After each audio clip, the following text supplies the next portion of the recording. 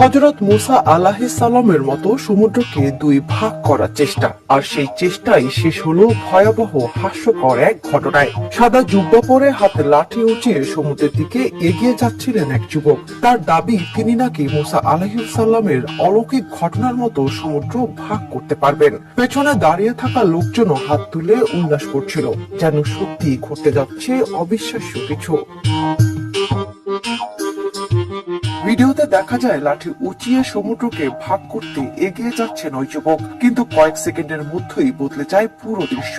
বিশাল এক ঢেউ এসে সমুদ্রেই তাকে ভাসিয়ে নিয়ে যায়। তীব্র স্রোতে উল্টে পড়ে গিয়ে কোনো মতে দৌড়ে প্রাণ বাঁচাতে দেখা যায় ওই যুবককে। সমুদ্র ভাগ করার চেষ্টা, কিন্তু ফল হলো উল্টো, এমন ক্যাপশনে ভিডিওটি ছড়িয়ে পড়ে সামাজিক যোগাযোগ মাধ্যমে। তবে ভিডিওটি ঘিরে শুরু হয়েছে তুমুল সমালোচনা।